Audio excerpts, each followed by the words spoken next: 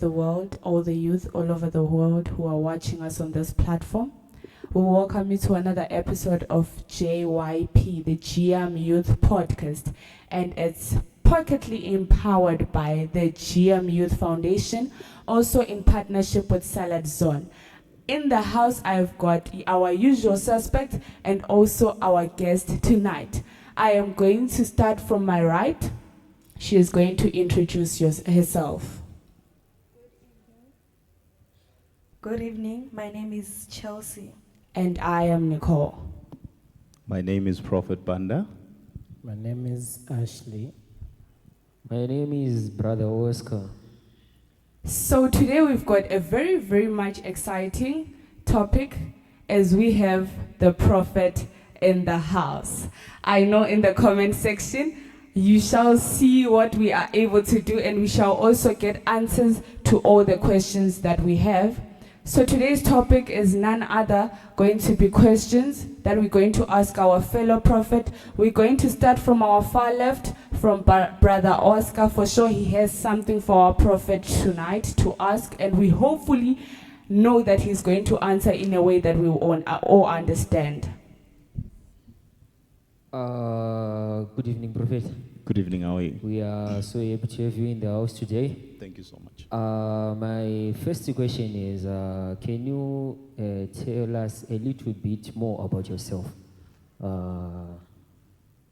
Yeah. All right. My name is Jonah Banda. I grew up in Chinoi, that's in Zim.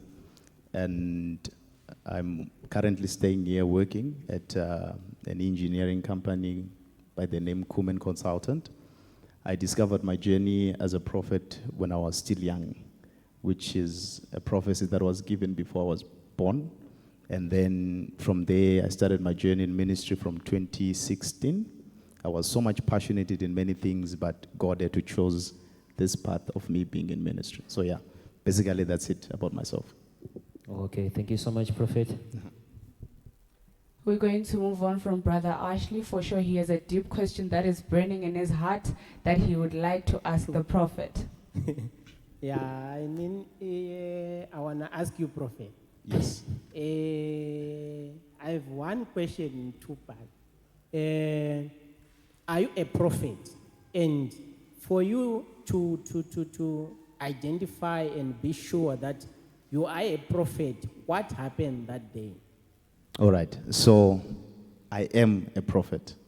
So when we read the Bible, it tells us that there are some who have been given the gift of the apostles, the prophets, the teachers, and everything.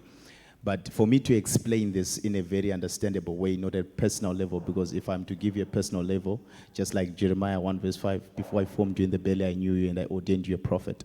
So my mother received a prophecy of me before I was even born. I had a little brother who passed away by virtue of the prophecy that was released. So the only sign that was there to confirm that God has called me as a prophet in the family was after the incident of what my mother was told. So the issue of me being born was a prophecy that was given. So I did not choose to be a prophet. I was born a prophet. It's something that was there, declared before I even came, and then through the activities and how my life started playing out, I then discovered that this is where God wanted me, and this is what God has called me to be. So that would be a good answer that I would give. Thank you so much. Yeah. So, ladies and gentlemen, you've all heard it. He discovered his calling from birth, right? Yep. And he did not choose this path. I know Minister Chelsea has got also a burning question that she would like to ask and also get an answer from the prophet. Okay, I would like to ask about prophecy itself, that if two prophets give you different prophetic words, how do you know which one is true? All right. So, firstly, let's put it in this way. There's two different types of prophecies. I'm sure the question that was asked is, how do you know, are you a prophet? Because there are people who have got the gift of the prophetic who are not prophets. So there's a word of knowledge, then there's prophecy. Someone can look for information about you and tell you something. So whenever it comes to prophecies, the only way you can actually judge which one is a true prophecy is when you align the prophecy with the word of God.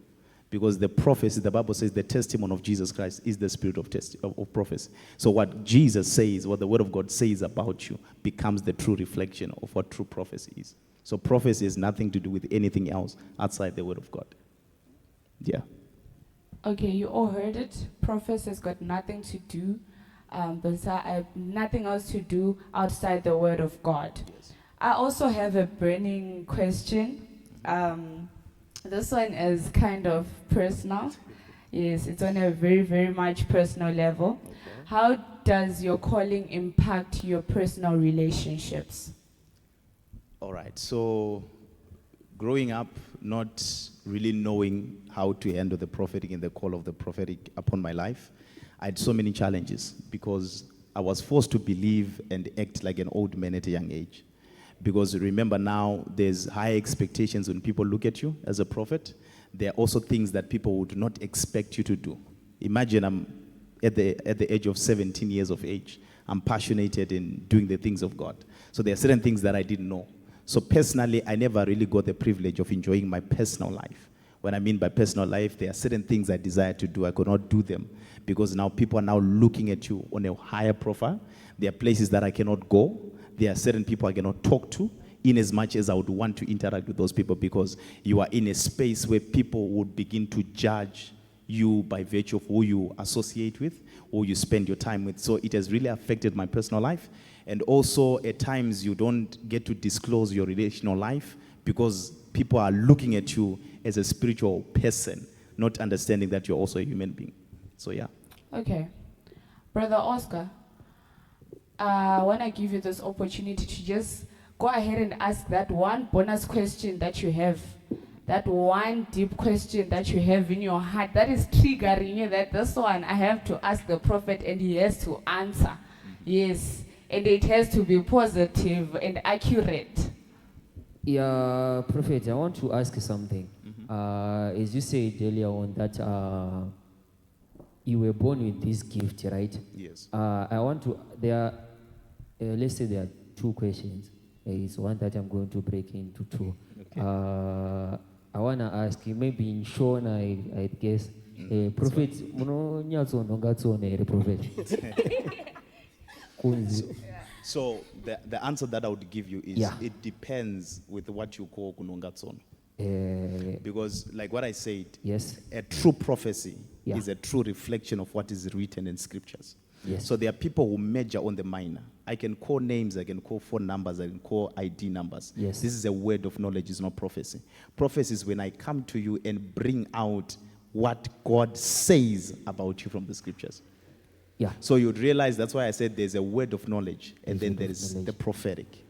So many people are moving with the word of knowledge. They are coming to tell you what you know. Oh, okay. Yes. When you are still there, I want to know how do you difference between that word of knowledge and your own thoughts.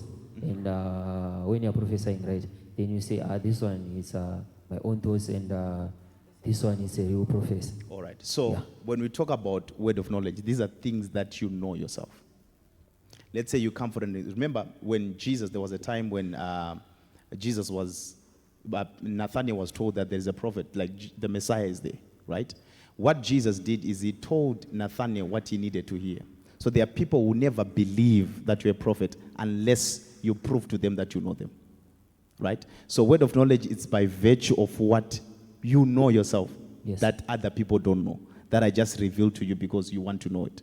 Then when we talk about deeper prophecies, when somebody comes to you and tells you the mind of God and things that are going to happen in the future, whereby you outline events and how they are going to take place. Okay, thank you so much, Prophet. So you all heard it, right? Wabvunza wanze munonyatsono ngatsono here. Yes. And he's accurate that he can, right? In the comment section, I just want you to tell us your views. How do you see prophecy and how do you take prophecy? Moving on to Minister Ashley. I know you've got that extra question, that one question that you really want. You know that you want to say it and you have to say it. This is the time to do so. Yeah, I want to ask my prophet here. Pane pamukambopotsa here. Just be frank, prophet. He say, on this day, I really messed up on the prophet. All right. Saka kupotsa kuriko. Yes. Because remember, the prophetic is very deeper because you need to be interpreting things that you see in the spirit. So for an example, I can see a cloud in the spirit. Then doya kune mundu vandati munonza makore. And yet a cloud is a representation of a new season. So kupotsa, basically when you see somebody missing prophecy, is by virtue of them not being able to interpret what they saw in the spiritual realm to the physical world. So kupotsa kuriko. Kanamati kuripo prophet, we just want to know how it happened. Just tell us the real event. This is how it happened. So there was an incident, Panasisi Vandai Farira Church. Oh, yo. So this was a long time crash. So she paid a visit to the church, and I was very in the spirit and in the anointing. And pandakavaona ndakadzima. Oh, yo. Ndakadzima. Okay. Yeah. Man of God is saying that he once missed the prophecy. Azvokudaro. Yeah, because of a certain crash in the church. Azvokudaro. Yes, the Spirit of God just shut down, you know. Okay, we are learning a lot. Minister Chelsea, that one burning question that you have for the prophet tonight. Okay, I would like to ask is everything delay? Is every delay really God's timing, or do we spiritualize lack of progress? Sometimes I think many people don't understand life. There are certain things that we call delay that are not delay. Because you need to understand, the Bible says in Ecclesiastes chapter number 3, verse number 1, for everything there's a time and a season. So one person should be knowledgeable of the time they are in and the season that they are in. So once you fail to cultivate in the time God has allowed you to do something, you will think that there are spiritual forces that are delaying, or you just feel like there's delay that is happening around you. Sometimes when you are in a season where God maybe is introducing you to business, you need to start a business. Find people that are going to motivate you into what you are so passionate or feeling to do in that moment. So at times people, they spiritualize things that are not spiritual. I would put it in that way. Yeah. Okay. So there is time and season for everything, right? Mm-hmm. I also have one question. Yes. I know that every gift is tested and every calling is tested. Mm-hmm. So can you please tell us a moment in your life where you felt like your gift is being tested? It's being, you know, here God is really trying to see how strong you are. Was there a time like that in your life? There's been many events, and some of them, they are things that get me very emotional. So there was a time before my grandmother passed away, God told me that she's about to die. All right. And it was after a lot of prayers, and this happened at my grandmother's funeral. This happened before my grandmother's funeral, and also before my granddad. My granddad actually passed away when I was on the pulpit. So I told people, my elders, that God told me that there's going to be a funeral at my family. And I wasn't expecting my grandfather to die. So I was actually preaching, and I was telling people that there is hope. God is able to carry us through difficult situations. And then I'm seeing a message, because I had my phone, because I was using my phone on the notes. So I had a message coming from my dad to say, "Sekurva Shai." So that really struck me, because it really disturbed everything about me. And even to me, I was like, no, in such a time like this, I don't feel like God can actually help us through, because it was a very big blow for me. Yeah. Our condolences, sir. So this moment, we're going to leave it to Brother Oscar to lead us into the next topic that we shall be discussing, a very, very hot one, where we see how our youth face challenges and they're unable to tell their parents. We know that as young people in this generation, we go through a lot, and we don't really want our parents to know what we're going through. Yeah. There are some topics that we can't really open up, and say, "Mama, I'm going through this. Daddy, I'm going through this," which can be very difficult for a parent to understand. What's your take on that, Brother Oscar? Yeah, us as young people, we tend to experience things that we cannot talk to anyone about, especially parents. We will be fighting battles that they don't know. Yeah. And they will be thinking that, no, my child is okay, my child is doing well. But when he or she is fighting secret battles, for an example, a child will be depressed, right? He will be locking himself or herself in a room or what, and they will be thinking that, no, this one is antisocial and what. That's what I think, depression. All right. Minister Ashley, have you ever been in a situation whereby you saw it best to go talk to an outsider about a certain situation that you're facing instead of your parents? Yes, so many times I would go to someone if I need help or if I need to talk to someone. The reason why is your parents, they don't take you serious. I once remember I had Corel, and I told my mom, I was sick for 3 days. I told my mom, "Mom, I'm sick." Do you know what she said to me? What did she say? "You are lazy. You are pretending." Until it got to 1 week, sleeping in bed, not eating anything. Until a visitor came and called someone to come and check up on me. While at least my parents were there. And that person, when he came, straight we went to the clinic, private clinic, and they referred us to the general hospital. When we got there, I got admitted, and they told my mom that if I could spend 2 days there at home, I was gonna die. So sometimes it's the harshness of parents. They don't take you serious on something that you're saying. They'll be just thinking you're pretending. You are what? They never take you serious. So if you go to someone, they will take you serious because they are like looking at the other side like, why did he not tell the parents and come over to me, because I'm open to him. He can feel free and open to me. So you're saying your parents, they were not seeing signs and symptoms of cholera? They were not because I wasn't doing much because I was just not eating. I didn't have appetite. That was one of the signs. The running stomach, I didn't have much. But other symptoms I had. But just saying it for them not seeing what you're saying, it was hard for them to believe. So were you a food lover, or because if you're a food lover when you're a child and you're sick, it's very visible for them to see that My son is not doing well. Yeah, but you cannot spend the whole week without eating, even if you don't love food. I think just a contribution on that. Remember, we have got kids that don't even have parents.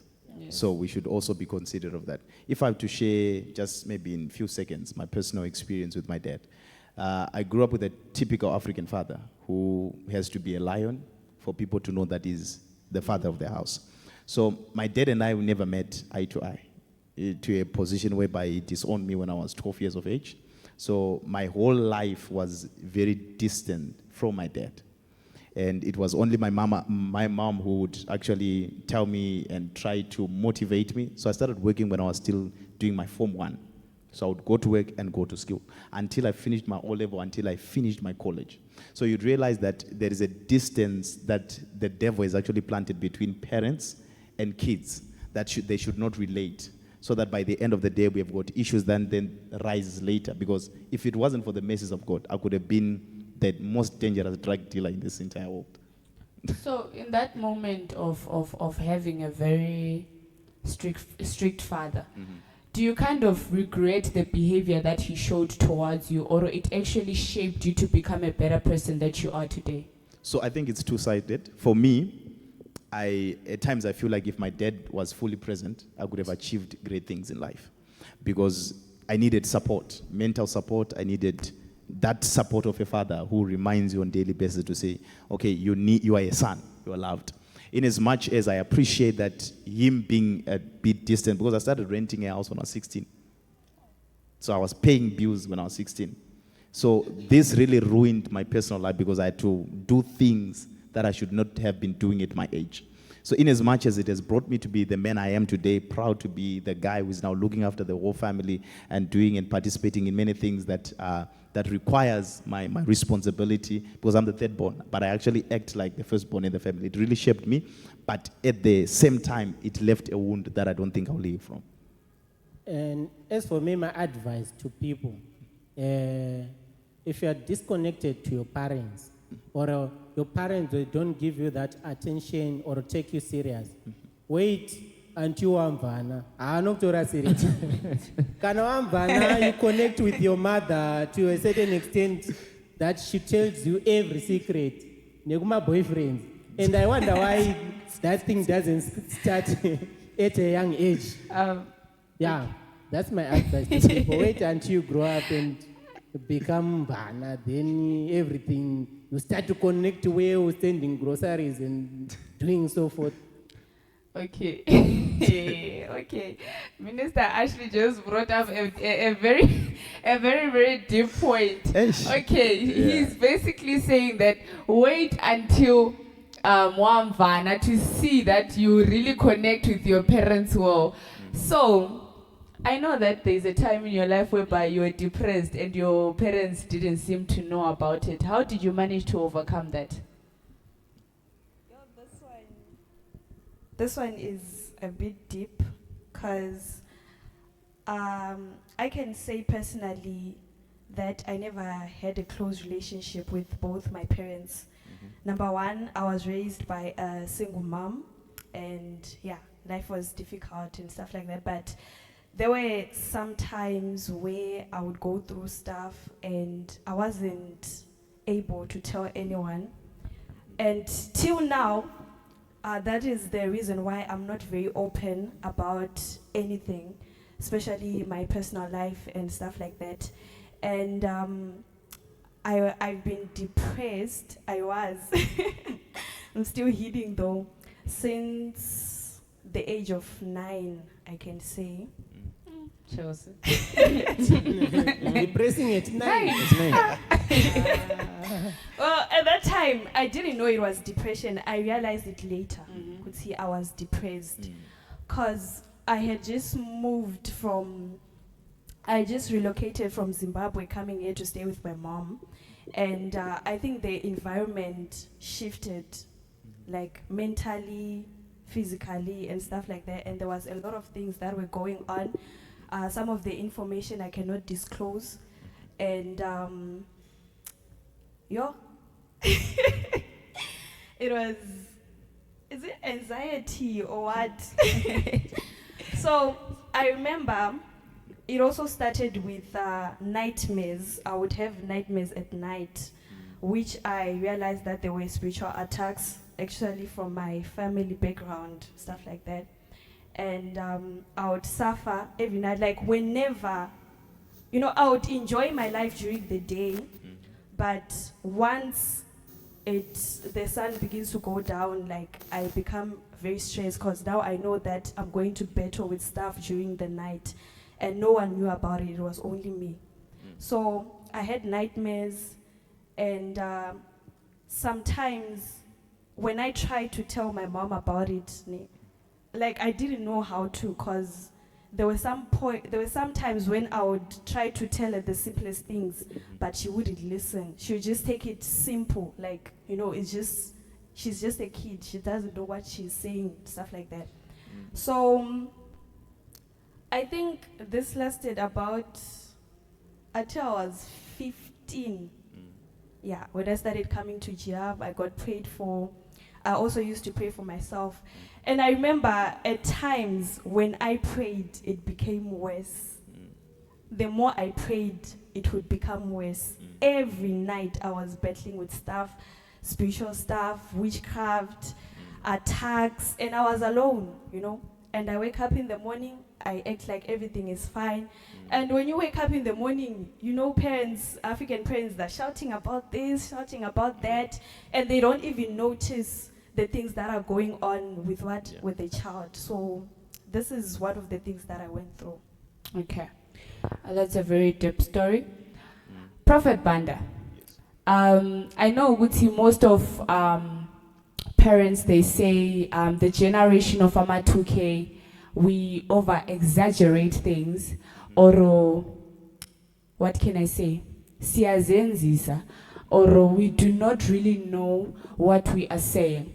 So my question for you is that, do you think that this generation exaggerates stuff, or it's just that we need more patience for adults to really understand where we are coming from and where we are going? Okay, so first thing I would say, parents, one thing they need to understand is life is advanced. Young people are exposed to a lot of things. This is something that they never had the privilege of because there was no internet. I still remember my dad would tell me stories that he would go after my mom at the ball. He would wait for her and do, it was more like Chiborani kind of love. People would actually meet at one point. So we live in a world that is more advanced. We've got AI, we're exposed to social media. There's a lot of things that we grew up exposed to. You're gonna realize that even cartoons these days are actually playing out sex content when you're watching cartoons. So to us, we need people who can understand that we are very weak. That's the first thing I would say, because we've been exposed to too much information. And we are not only talking about sexual stuff, we are talking about wars and death. You can scroll on Facebook right now, you find videos of accidents that are there. It affects people emotionally, it affects people mentally. So in as much as we are now living a life whereby people blame Ama 2K, personally I would say we blame parents for the things that young people are experiencing today, because they had all the responsibilities to make sure that they cage and protect us not to be exposed to certain things. Imagine my mom maybe your parents bought you a phone when you were 15 years of age and you had access to internet. Whenever you scroll on the internet today, there is always sexual content, there's always death, there's always war, there's always a lot of things that are popping up. That already has shaped us to become drug addicts. That has shaped young people to be into prostitution, that has shaped young people to depend on boyfriends and sugar daddies, because the only thing they get exposed to is that. But so when you don't have a parent who sits down with you and watches those things with you, then you are a wounded person that is living. I would love, personally, I always say to myself, I want to be that type of a dad that will sit down with my son. If I get to have a child one day, I'll sit down with him and say, okay, this is what you're seeing on social media. It has got these side effects. And also it has got these advantages. Because our kids, they need information. We need people that are patient with us, who can provide information that builds us to be better people. So I feel like the only blame I would put is on parents. They are very distant from the children. Okay. Minister Oscar, Is there a time in your life where you felt like you tried reaching out to your parents, but your voice was not heard enough when you're going through something? We know there are moments. Why are you laughing? Maybe she knows. Maybe she's now Pastor Memo. Yeah, there are a lot of times, and I think most of the times, yeah, I feel like they are not there, and I'm not heard, right? There is this time which it was worse, and I was in high school. I was not given attention by the parents. I just wanted their time, right? But they were not giving me attention as their child. So I started doing, we all know, I started doing drugs to catch their attention. Yeah, so when I started doing that, yeah, things changed, yeah, and they started to being there, and everything changed. So you dragged attention by taking substances. Yeah, I think that was the best way. By that time, I think it was the best way to catch their attention. But was it attracting attention or it was replacing them? The attention, it was replacing the parents with the drugs, not attracting attention from parents using drugs. For sure, Let's it was frank and replacing this one. It was replacing. because nobody was there to comfort him. Then you would use drugs. Yes, because the moment you're taking drugs, Drug you're making them distance themselves from you. But I think what he's trying to say is, remember, parents get so much consent when they see you in an unusual behavior. Exactly. So what he's saying is actually a point, because but- your mother will look at you like, the way you are eating sadza mazwano, But when they were different from Ashi's parents, they didn't notice when you was having cholera. Okay, Minister Ashley, for this generation that we are living in, we are living in a generation that is sad, that is very, very much sad, but they walk with smiling faces. What's your take on smiling while you're hurting inside and not being able to speak up?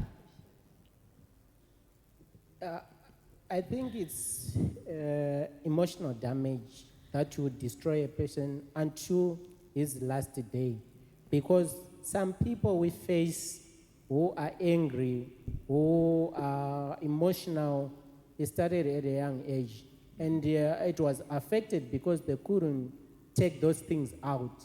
They couldn't relieve themselves by discussing it with their parents or with someone else. So they will hid everything in their heart, then it exposed.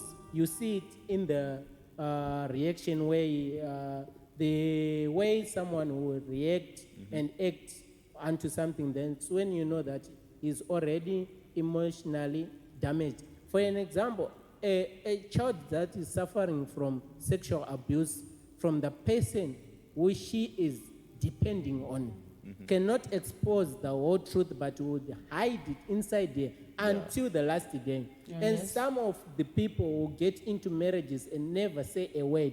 Why? They are used to hiding. It's not like they don't want to be frank and open to their partners, but they are used to hiding it inside their heart. So their whole life will be affected on that one thing.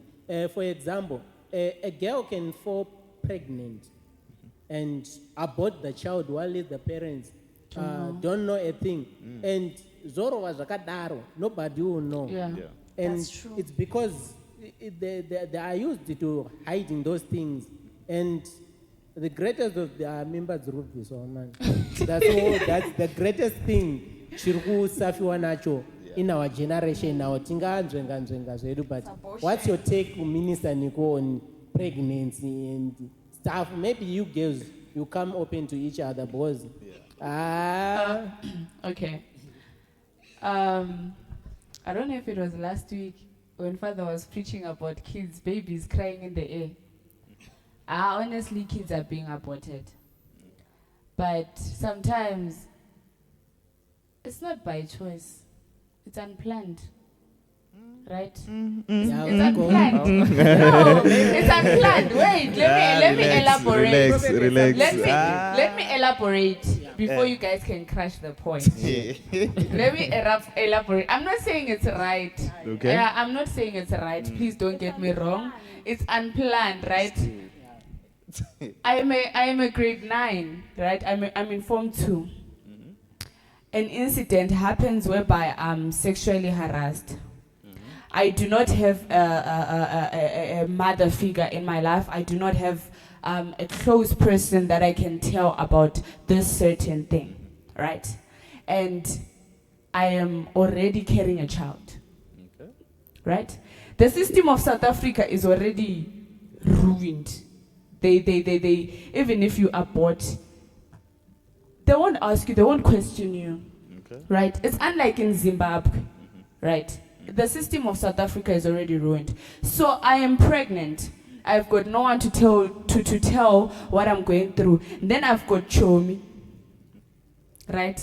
Chomi from school. Chomi, okay, 1, 2, 3, 1, 2, 3 is happening. I'm in this type of situation. Chomi will tell me I have connections. Baba, there is a government hospital there. We can go there. Or I know a doctor. Or I know a doctor. Yeah. I can link you up. Chomi, maybe Chomi has experienced this one couple of times, and Mina, this is my first time. You see, and I am not ready to be a mother because I still have a future that I want to pursue. Right? I will follow Chomi's advice. Right? Because I also have a dream. So I'll follow what? Chomi's advice. Yet me following Chomi's advice, I'm sinning. I'm already a murderer. You see? So I'm saying that it's not it's not by choice. It's never by choice. Don't get me wrong there. A teenage pregnancy sometimes it's not planned. It's not planned. Key circumstance, key situation. Okay, those who do it planned, they jahad to go into things at a very early stage. Let me crush you on that. She's giving an excuse. All right. So personal, I would say, if someone says it was unplanned, it's because they never had someone to talk to. For an example, if you're sexually abused, if you talk to someone within the time frame of your abuse, they can advise you to get a morning after pill. I'm not saying this is a rightful thing to do, right? So it is out of ignorance that someone chooses for the baby to grow and then go to abort. Which is why I'm saying the whole problem, in as much as young people are exposed to these things, the whole problem goes back to the parents. You need someone to talk to. If anything happens to you, it's better for you to cry out for help when it's not yet too late. Because by the end of the day, you'll discover that there are people right now that are coming here at church and they're crying for the fruit of the womb. And then they were busy aborting babies because they did not want to reach out. You have a choice to reach out. The choice is yours. Once you don't learn to speak, you're going to suffer for the rest of your life. That's a very big point. Minister Chelsea, I've got a very sensitive question for you. In fact, this one we shall all partake in it. We've got a high rate of suicide amongst young people. Yes, we've got a very, very high rate of suicide amongst people. Young people, let me be precise. What's your take on it? How does it get to that extent of taking your own life before time? What would you have passed through that is so difficult for you to end up taking the only life that God gave you? Okay, the reason why we are having high rates of suicide, young kids killing themselves nowadays, I think it starts from home. Yeah, like we've been talking about situations we face at home and our parents, they don't know about them. So it gets to a point whereby now you can't take it anymore. You're just like, why don't I just die? Because there are some kids who face personal problems and they're also being abused at home. An example that I can give is I once heard some stories about uncles sexually abusing kids at home. Then when you try to tell your mom, maybe it's your mother's brother, they'll be like, they'll shut you up. Don't talk about it. Don't tell your dad and stuff like that. Then it keeps going on. Now it damages you emotionally and mentally. Then you'll be like, okay, what's the point of living? Let me just take my life. So, and the other thing is also our parents not having good relationship with their children. Yeah. I know parents will say, I love you, you're my child, I gave birth to you. Well, that's not enough. Have a relationship with your child. Check up on your child every day. When they come from school, ask them, okay, how was school today? What happened? Did anything bad happen to you? Were you bullied? Because there are some kids that are being bullied at school. But when they get home, they don't have anyone to tell. Then it goes on again. You end up killing yourself because of that. And parents, they should have good relationship with their children. Ask your child, how's your day going? Bring them close sometimes. Okay, I want to know about your friends. I want to know the type of friends that you are playing with, right? So that you get more information about what is happening to your child and you are able to protect them. While it's just still there, there is a comment here saying, the problem is that you always want to try to be open when you are in trouble, chatting. That's when you want to do the open thing. That's because our parents, they don't get us to open up. When you try it's not all parents. We're living in a society of black parents. Black African parents. You know, just imagine Prophet. Uchenda panachi rochiti. Moms, I'm suffering. Paya panenge nchiti. I'm at school. I'm in a relationship with a 50-year-old Indian one. How would you take that one? You know, you tie you to the bed, so everyone angane God. Why run? And that akatanga ukurova aikurova kusukira wabuda demonite, you have to manifest kana nchikurova. So you would find out kuti at times we are even scared to approach our parents because of how they presented themselves to us. And how they will judge you.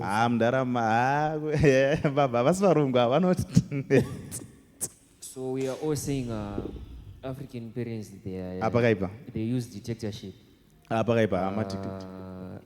Whatever they say, it must go that way. It's not like white parents, you go tell your mommy, I've got this, and they'll be like, come, I'll take you to a therapist. The black mother will therapist you herself.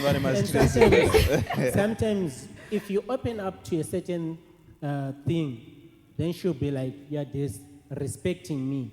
How can you tell me that you went and get laid under my roof? Exactly. That's an abomination that you have to pay someday. Yes. So, in order for you to preserve that payment, you have to keep that secret and not be open to them at all. Check it. Yeah. Okay.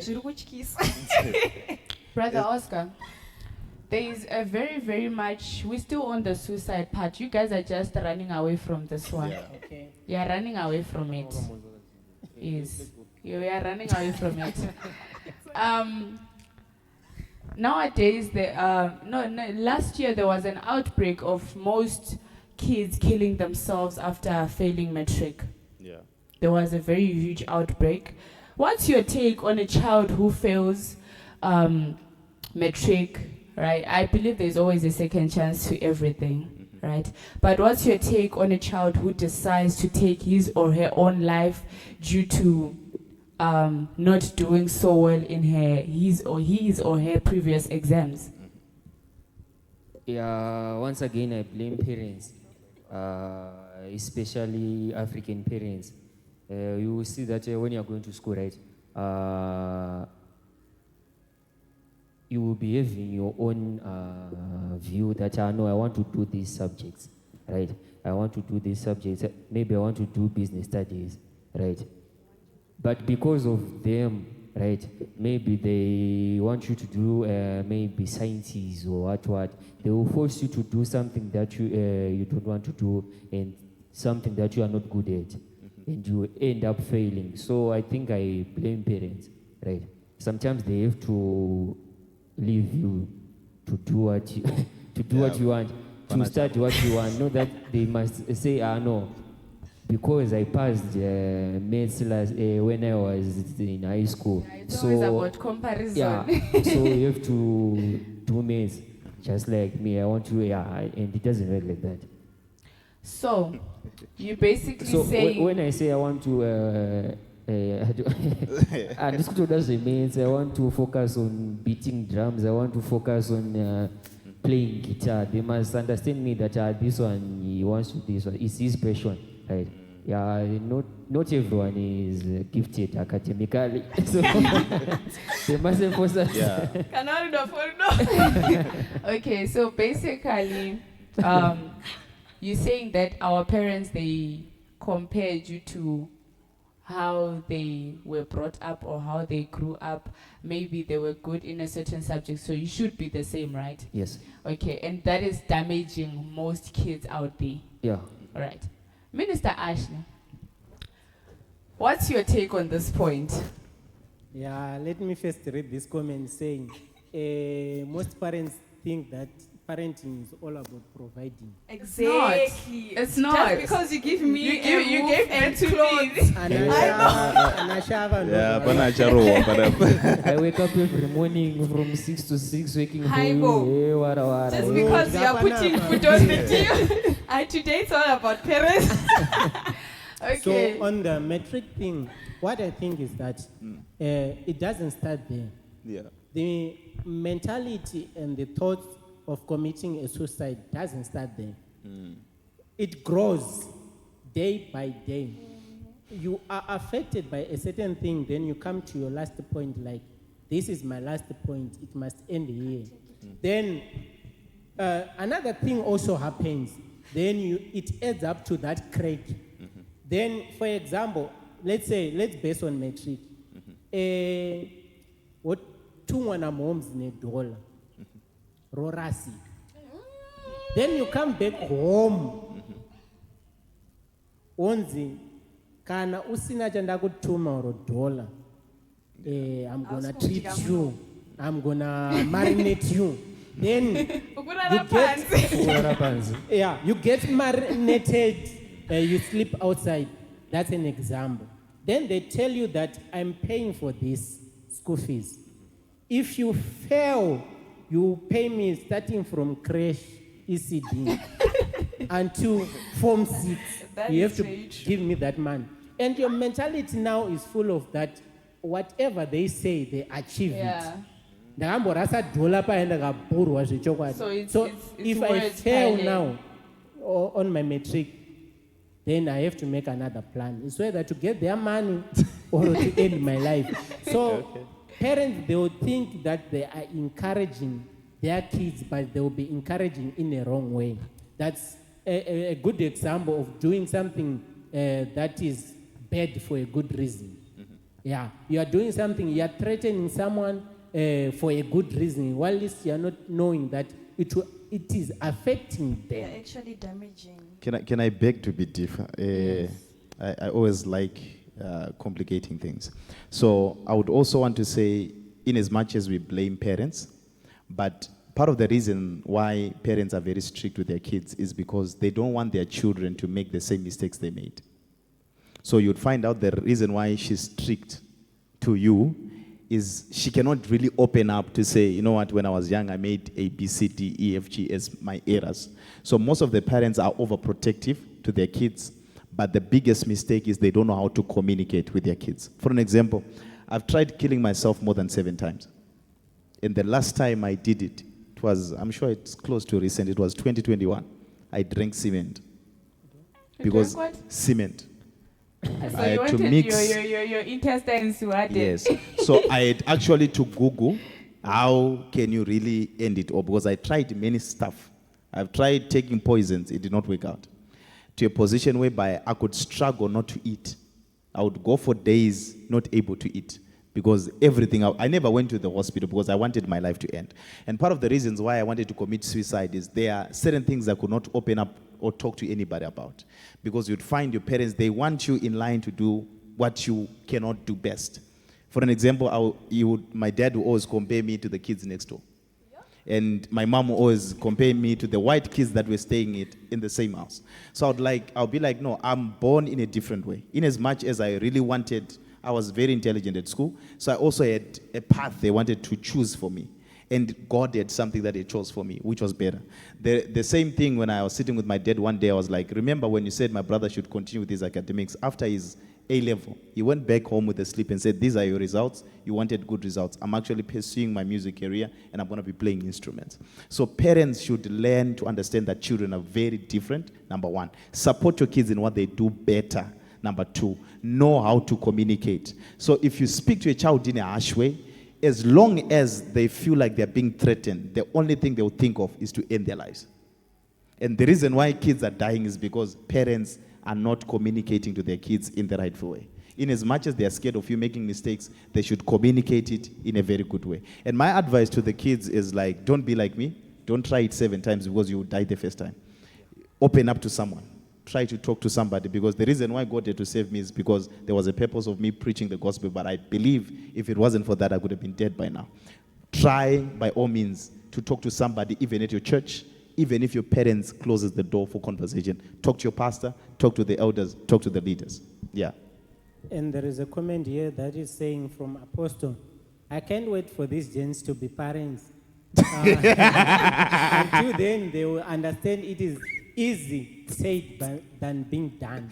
That is a comment that is saying. We learn from experience. All right. So, Experience is the best. amongst us here, we've got only one victim of suicide. So you guys have never tried it. Maybe some of Charles, us. me, I had thoughts. It's not about I never tried. I had Mujolo. You've Yeah, never plus tried heartbreaks, suicide in your life. heartbreaks, Like the thought never rang. It came once when I wanted to try a separation, ending a relationship. That thought, it came. Imagine spending 5 years with someone, then they just wake up in the morning, deciding. Brother Oscar, you've never tried suicide. Like the thought has never rang. Never. I never tried it, and it will never. Hey, your life is good. Yeah, as for me, I had the thoughts. Then there was this thought that would come in my mind, could say, no matter how hard life is, life imnandi. You may be going through stuff, but there's a point when life is just nice. At that point, you'll not be in a good position to say life is good, because there will be negative things always that is surrounding you. Imagine you wake up in the morning going to school, and you are not wearing proper school shoes, and you are not wearing proper school shoes.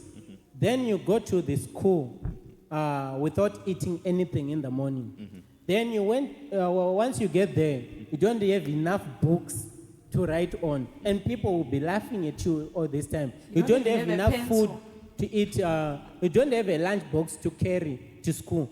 Everything. Civic, not over, because you have to so everything around you will be like negative always. But also I think, remember, do you pay bills? Now. Yeah, now. Yeah, he's paying a lot of them.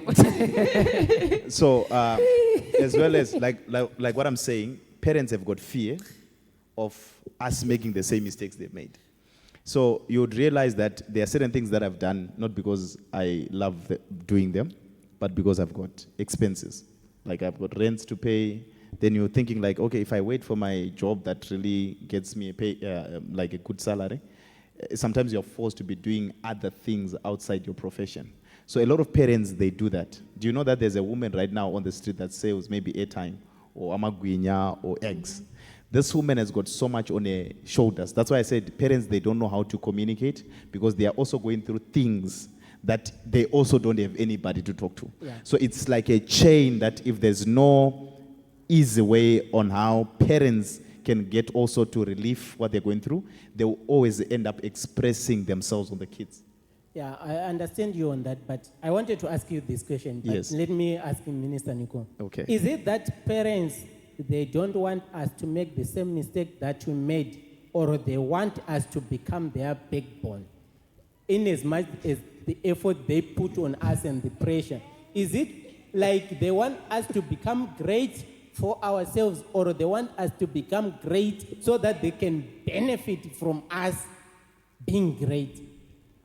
Because the pressure and the effort they put, you wonder. Okay, this one goes both ways, my guy. It goes both ways, cause for me, let me say it on my view. All right, I'm raised by a single mom. Yes, so she tries by all her she tries in each and every area that she can to make sure that she provides, right? Nowadays we've got parents who rather talk their problems to kids, and we have to hide our problems just to make them feel ease. You know, we can't share our problems anymore. We have to hide our own so that we can also carry their own. But I feel like your question, for my side, I feel like it just goes both ways, because it's grooming me to become a better version of myself, to be able to cater for myself and do good for myself, and also not fall into the traps that they did. But at the same time, also be able to carry her through, become her strength, become her backbone, you know, because as we are living in this society, things are already tough, especially if you are raised by a single parent. Doesn't matter if it's a single father or a single mother, right? So either way, I am groomed to become a better version of myself in a tougher way, but also groomed to become a better version of her so that I do not repeat the same mistakes that she did. I hope I answered you well there. Yeah, and the Apostle is saying that as you grow up, you find out there are negative things that can be said about your parents that you never know. And you can sit down and talk to them, then that's when you understand that these people are strong and they don't want you to follow in the same path. That's very true. Yeah. And my mother here is saying that the relationship with the child, it starts while they are kids, so that you can notice each and everything. Like, for example, most girls, if they feel pregnant, they start to distance themselves from people. And a mother will tell you that I never noticed it. Why? Because the child is always distant and antisocial to the parents. That's why, because when I was writing Form 4, there is this incident that happened, that a student gave birth at school. She was called in ambulance at school during school class, and the parents said, we never know that she was pregnant, until the father said, I don't want to see you and your child here, because a child cannot get out to 9 months without a mother noticing that she's pregnant. Yeah. We are both prostitutes here, that you are just hiding things from me. Yeah, you was like that. You are just hiding things from me, because you cannot, how can you not notice a child from 1 month until 9 months? Then you see that parents will be also distancing themselves from kids while they are still young. It doesn't start when they are older enough and able to face hardships and such kind of stuff. I'd like to say something. I remember when I first went on my days, menses, they call it. I remember my friend from next door, she was like, hey, it's going to be hard to tell your mom. So I was like, what's so difficult about telling your mom about this? She was like, it's not easy. She'll start doing this. Then I was like, I'll challenge you. When my mom comes back from work, I'm going to tell her what? In front of you. Hi. Then I told my mom, the reaction itself didn't get to me. She was like, okay. And what I was expecting Uti, she would sit down with me, start teaching me, okay, this is what you do, this and that. But she never did that. I had to learn from other people. You I understand? feel like on that area, I don't blame parents.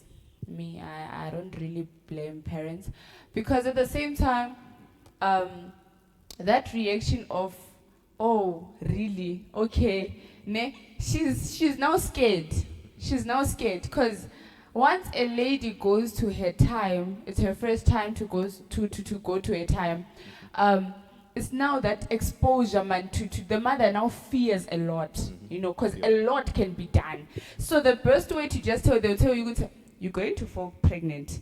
You stand with a boy, you're going to fall pregnant. So That's it's just, so it's just her protecting a girl child. It's just her trying to cover you with all that she has, because being a parent of a girl is not easy. It's not easy. Yeah, so at the end of the day, we all agree that we love our parents and we love our parents, we love our mothers, we love our fathers. We are saying all of this for them. Still on that, parenting is not a title. We love them as parents, but they must parent us in a good way. Thank you so much. Parenting, Thank you. Being a parent is not a title. It's a responsibility that you have to take. Emotionally, physically, mentally, spiritually, financially. Financially. Not to say, as long as you get food here, that's enough. I'm your parents. That's. I still stand on my point to say parents are going through a lot. Yes. Yeah, but while they are going through a lot, it mustn't affect us also. We should be there for them as So- much as But it mustn't. While we they are shouldn't be going through, affected. they must know that we must not be affected by the thing that they are going through. So personally, I would say, let me put just a bit of my personal life, like my past experience, and then how I got to be where I am today. So when my dad was very harsh, when my dad would beat me, when my dad would say stuff, when he would buy things for other kids and not give me anything of all the things that he would buy, I was a child, and I was watching him doing favors to my brothers, while at least I could not get anything. I was a child staying in the same house when you would say good morning, daddy, and he would ignore you. You get the point? Personally, it ruined my life, because my dad every Friday would say everyone should go look for their fathers. Everyone. We were given the room every Friday night to say Saturday, Sunday, everyone must be looking for their parents. Everyone. You get the point? So to me, I was like, okay, so if this man is saying I should look for my dad, and yet he's my dad, and then he's treating me in this way, then how does he expect me to react? So one thing is, you need to understand that no matter what, don't let anything shape you from disrespecting who your parents are. In as much as they're going through a lot, in as much as they're being too hard on you, try by all means to find love in everything that they do. Try by all means to see the positive side in how they're treating you. Try by all means to picture that other side of life, because once you fail to do that, you end up in a position where it's either you commit suicide or you end up doing the bad things. Okay. We really see the point that our prophet is coming from. We just want to wrap up. Yes. I know each and every one of us has got a word of encouragement to the young people out there and also to the parents. Just a 1-minute word to advise the parents and also to advise the young people. We're starting from Brother Oscar. As I was saying, these guys, they love us, right? And we also love them. They try their best always to be there for us.